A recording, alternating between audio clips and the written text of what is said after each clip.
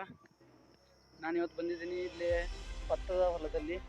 ಇಲ್ಲಿ ಭತ್ತದ ಎಕ್ಸ್ಪೆರಿಮೆಂಟ್ ಹೊಲದಲ್ಲಿ ಬಂದಿದ್ದು.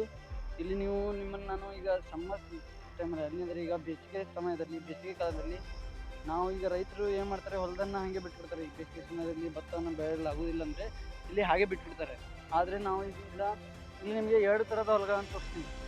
ಹೊಲವನ್ನು ಹಾಗೆ ಬಿಡುವುದು ಸಮ್ಮರ್ ಸೀಸನ್ನಲ್ಲಿ ಮತ್ತು ಮಣ್ಣಿನ ಸಿದ್ಧತೆಯನ್ನು ಮಾಡೋದು.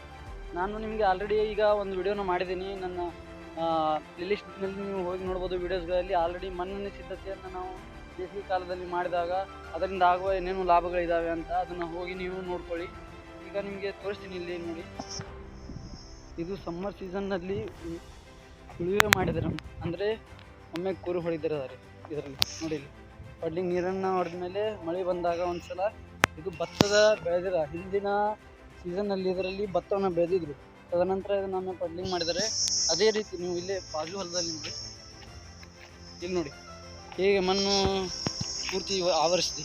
ಆದರೆ ಈ ಮಣ್ಣಿನಲ್ಲಿ ನೀವು ನೋಡಿದ ಹಾಗೆ ಕಳೆ ಎಷ್ಟು ಬೆಳೆದಿದೆ, ಅದೇ ಥರ ಇಲ್ಲಿ ನೋಡಿ, ಇಲ್ಲಿ ಕಳೆಗಳು ಇದೇ ಇಲ್ಲ. ಆದರೆ ಇಲ್ಲಿ ಏರಿಯೇಷನ್ ಆಗುತ್ತೆ, ಅಂದರೆ ಗಾಳಿ ಕೂಡ ಹೋಗುತ್ತೆ ಮತ್ತು ಯಾವುದೇ ನೀರನ್ನು ಬಿಟ್ಟಾಗ ಇದು ನೀರಿನ ಹಿಡಿತವನ್ನು ಅಭಿವೃದ್ಧಿ ಮಾಡುತ್ತೆ. ಮತ್ತು ಅದರ ಜೊತೆಗೆ ಇಲ್ಲಿ ಏನು ಮಾಡುತ್ತೆ ಅಂದರೆ ಅದು ಕಳೆಗಳನ್ನು ಇದು ಕಡಿಮೆ ಮಾಡುತ್ತೆ. ಅದರ ಥರನೇ ಬಿಸಿಲಿನ ತಾಪಮಾನಕ್ಕೆ ಭೂಮಿ ಮೇಲಿರೋ ಎಲ್ಲ ರೋಗಾಣುಗಳು ಮತ್ತು ಹಾಗೆ ಯಾವುದೇ ಕೀಟಗಳ ತತ್ತಿಗಳಾಗಲಿ, ಅದು ಲಾರ್ವಾಗಳಾಗಲಿ, ಅವು ಬದುಕಿದ್ರೆ ಅವು ಸತ್ತೋಗ್ಬಿಡ್ತವೆ ಇದರ ತಾಪಮಾನಕ್ಕೆ, ಬಿಸಿಲಿನ ತಾಪಮಾನಕ್ಕೆ. ಅದಕ್ಕೋಸ್ಕರ ಆದರೂ ಮಣ್ಣಿನ ಸಿದ್ಧತೆಯನ್ನು ಮಾಡಿಕೊಳ್ಳಬೇಕು.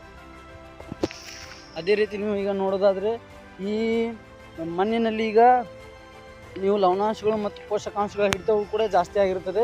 ಇಲ್ಲಿ ಒಂಥರ ಪೋರೋಸಿಟಿ ಅಂತಾರೆ ಇಂಗ್ಲೀಷ್ದಲ್ಲಿ, ವಾಟರ್ ಪೋರೋಸಿಟಿ ಕೂಡ ಜಾಸ್ತಿ ಆಗುತ್ತೆ. ಅಂದರೆ ನೀರಿನ ಹಿಡಿತನ ಶಕ್ತಿಯೂ ಕೂಡ ಇದರಲ್ಲಿ ಮಣ್ಣಿನಲ್ಲಿ ಜಾಸ್ತಿ.